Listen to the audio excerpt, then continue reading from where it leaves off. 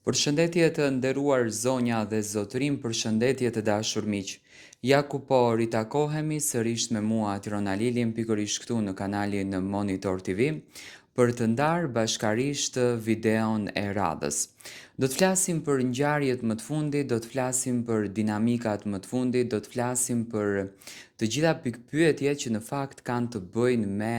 të gjithë publikun dhe të gjithë ato fansat e Eglit që në fakt pyesin se kujt i dedikohet kënga Gabimet. Një këngë e cila erdhi në një moment kur Egli doli në një intervistë, kur foli për të kaluarën e saj, kur foli për Big Brotherin, kur foli për gjithçka që në fakt ka të bëjë me Egli Takon dhe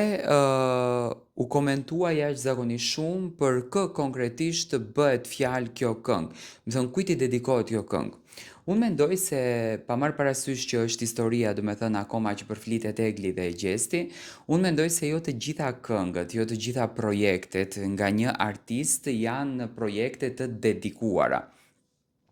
Do me thënë janë projekte që asocojnë për dikë, janë projekte që shkojnë për dikë. Unë nuk i shoh kështu. Unë me thënë të drejtën nuk i shoh në këtë formë në asnjë mënyrë. Unë i shoh thjesht si projekte, projekte që në fakt kanë ardhur me shumë mendje të ndritur nga një personazh. Unë mendoj që kënga Gabimet, me patjetër që një artist për të sjellur një projekt deri diku motivohet edhe nga jeta e tij, edhe nga privatësia e tij, edhe nga historia e kaluar që në fakt e ka. Ai do me thënë e përbën të gjithë historikun e vet pothuajse në disa fjalë. Unë mendoj që një këngë vjen nga një frymëzim dhe zakonisht frymëzimet tona vijnë nga një e kaluar, nga një histori, por nuk do të thotë që dedikohet asaj gjëje. Mund të jetë një frymëzim, do me thënë mund të jetë një motiv, edhe pse Egli nuk është personazhi që ka shkruar këtë tekstin, ndoshta mund të jetë e shtruar në tavolinë e gjitha nga producenti i cili e ka punuar të këngën që ka menduar që ky projekt dhe kjo demo që Egli për herë të parë ka dëgjuar i shkon Eglit. Mua nuk më duket një këngë me dedikim, nuk më duket një këngë që Egli do të përçon një mesazh drejt dikujt. Mendoj që erdhën gjërat në atë formë, emisionet e pa ndoshta që Egli është në kulminacionin, vazhdon të jetë në kulminacionin e klikimeve dhe e thërritën nëpër intervista duke u munduar që të kuptojnë sa më shumë gjëra në fakt nga Egli Tako. Mua më duket Egli shumë cute, do me thënë më duket shumë nice në këtë drejtim, më duket shumë e përkryer në këtë dimension dhe shpresoj që gjithmonë të jetë me risi kaq të bukura, me surpriza kaq të bukura, që në fakt kanë bërë publikun shqiptar për vete. Kënga Gabimet po merr një, do me thënë një seriozitet madh në tregun muzikor, ka arritur të ketë shumë klikime, por nuk më duket një këngë me tendencë të paktën kështu siç disa e kanë shprehur që mund të jetë edhe për Gjestin. Përshëndetje, përshëndetje të dashur miqtë e mi, përshëndetje të nderuar ndjekës, ja ku po ritakohemi sërish së bashku. Do të fokusohemi tani përsëri tek Louis Ailey, por do të shkojmë pak në retro. Do me thënë, do të kthehemi pak në vitet e kaluara, do të kthehemi pak në një film që në fakt na ka mbërthyer të gjithëve për ekranin, një film që na ka bërë ta duar trokasim, një film që na ka bërë ta duam, një film që na ka bërë që të jemi brenda tij. Në kuadër të dashurisë, në kuadër të dashurisë është një nga filmat që mori një vëmendje të madhe, njëjtë siç e mori filmi Loja e fundit, por tani ishte vëmendja pak edhe më e madhe sepse promovimi i këtij filmi ka qenë më gjigant.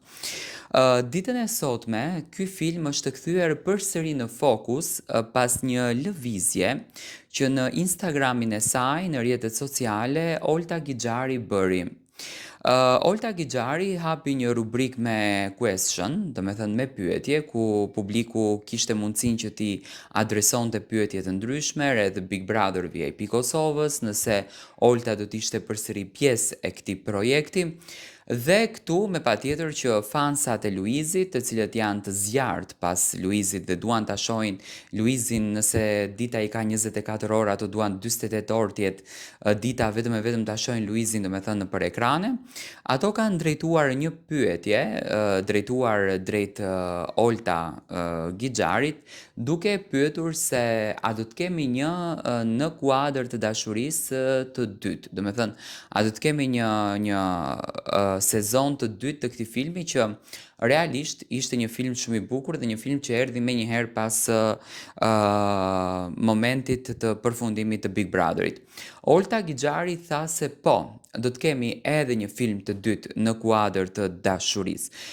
Tani publiku menjëherë ka filluar ta mencon a do të ketë Luizi një emision në televizionin Top Channel, një rrugtim, apo së bashku me televizionin Top Channel Luizi do të bëjë edhe një film të radhës.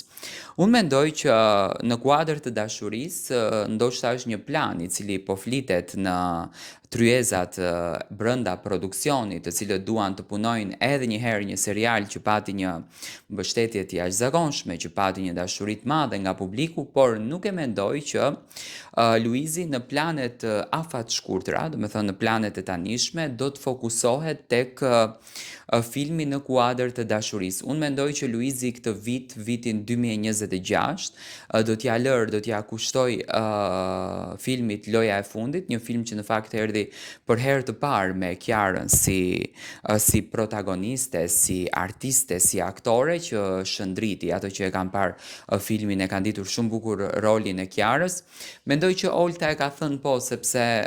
dëshiron që të krijon një lajm, dëshiron që të krijon një tematik, ndoshta edhe ka një bisedë, por nuk ma merr mendja që Luizi dhe Olta kanë ndarë momentin, kohën kur do të realizojnë këtë film. Nuk e besoj që Luizi më do të jetë pjesë e një filmi të dytë të një seriali siç ishte në kuadër të dashurisë, sepse duke bërë krahasimin, mendoj që Loja e fundit ka patur më shumë shikueshmëri dhe besoj që mund të kishte një sezon të dytë. Përshëndetje të dashur miq, përshëndetje të nderuar ndjekës, ja ku po ritakohemi sërish me mua Tirona Lilin për të ndarë lajmet më të fundit. Big Brother VIP Kosova, Big Brother VIP Albania dhe Ferma VIP. Në fakt kanë filluar shumë pyetje të shtrohen rreth këtyre formateve. Fansat të Big Brotherit janë duke pyetur të gjithë se kur mund të startoj ky format. Po të futemi në TikTok, në Instagram, do shohim shumë fotografi nga personazhe të ndryshëm, do të shohim shumë lajme të ndryshme që i takojnë në fakt Big Brotherit, Big Brother VIP 5-s në Kosovë, Big Brother VIP 6-s në Shqipëri dhe Fermës VIP. Dikur këto formate, siç duket, bëheshin në kuadër të banorëve të kastit, të cilët në fakt luftonin se kush do të fitonte betejat dhe kush do të ishte në qendër të vëmendjes, por siç duket viti 2026 vjen krejtësisht ndryshe, duke e shpallur një luftë mediatike mes Fermës VIP, Big Brother VIP Kosova dhe Big Brother VIP Albania. Ju e dini shumë bukur që Ferma VIP këtë vit përfundoi shumë më herët, do me thënë 10 ditë më herët se sa ishte premtuar në fakt në televizion që do të ishte Ferma, dhe të gjithu shokuam dhe shtronim pyetjen pse kaq herët përfundoi Ferma. Normalisht dihet audienca është ajo e cila në fakt dëshiron që të vizitoj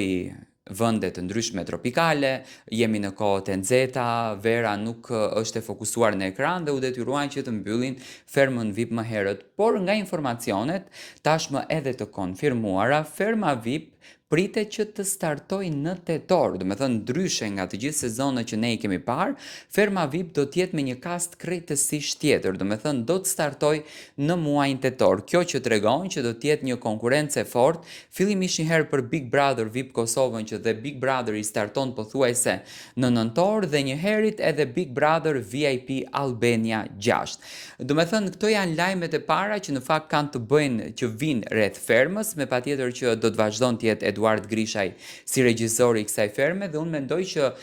të tre regjisorët që në fakt krijojnë këto formate kanë vënë një sfidë më vete se cila do të jetë nga reality show më të shikuara. Nuk e di se si do dahet audienca